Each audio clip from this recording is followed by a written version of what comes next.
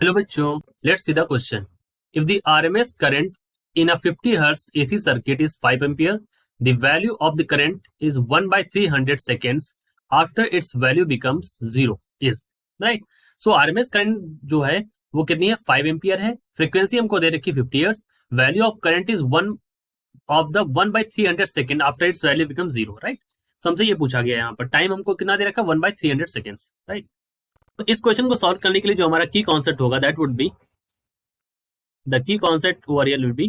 देखिए, हमें क्या निकालना है? करंट की वैल्यू निकालनी है. So I is equal to क्या होगा? I is equal to I naught sine omega T.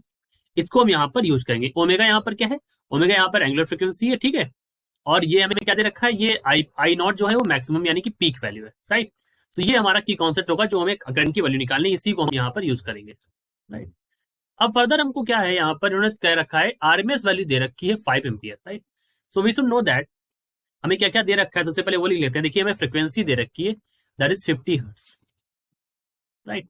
हमें करंट की वैल्यू दे रखी है इन्होंने यहाँ पर दैट इज 5 एम्पियर. और ये कितनी, ये क्या वैल्यू है? ये I R M S value है. So I R M S is equal to 5 ampere. और टाइम दे रखा है 1/300 सेकेंड राइट. सो हमें पता है आई नॉट क्या होता है. I naught is equal to √2 IRMS. ये हमारा रिलेशन होता है यानी कि पीक वैल्यू और रूट मीन स्क्वायर वैल्यू के बीच में रिलेशन. देखिए, आई नॉट जो है हमारी पीक वैल्यू है. दिस इज पीक वैल्यू, ठीक है. ये पीक वैल्यू में और इसमें क्या है, रिलेशन होता है that I naught is equal to square root of 2 RMS. इसी का मैं यूज करता हूँ यहाँ पर. So we can write I naught is equal to क्या हो जाएगा यहाँ से? Square root into 5 right. ये हमारा इतना एम्पियर, ये आई नॉट की वैल्यू हो गई.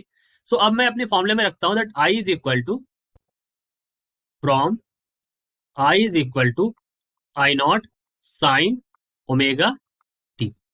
तो यहां पर अगर मैं रखूंगा तो इट विल बिकम, यहां से हो जाएगा that is equal to I is equal to, यहां से हो जाएगा आई नॉट की वैल्यू 5√2, ठीक है. और साइन हो जाएगा,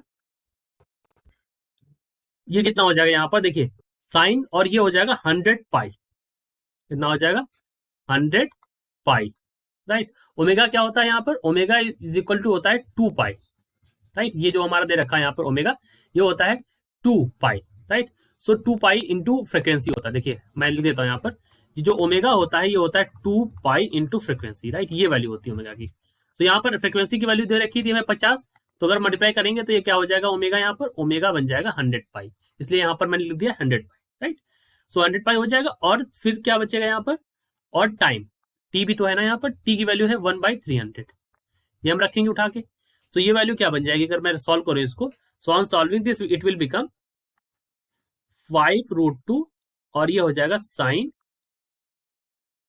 पाई/3. देखिए ये इससे कट जाएगा, ये इससे कट जाएगा, तो ये बन जाएगा साइन पाई/3. दैट इज इक्वल टू, यहाँ पर हो जाएगा 5√2 इंटू √3/2. ऑन सॉल्विंग दिस जो हमें करंट की वैल्यू मिल जाएगी that is I is equal to, यहाँ से मिल जाएगा that is equal to 5√3/2 ampere right. So हमारा कौन सा ऑप्शन सही हो जाएगा? ऑप्शन नंबर बी हमारा यहाँ पर करेक्ट हो जाएगा. 5√3/2 एम्पियर. ये हमारी वैल्यू ऑफ द करंट होगी after 1/300 second. So I hope you understood it well. All the best.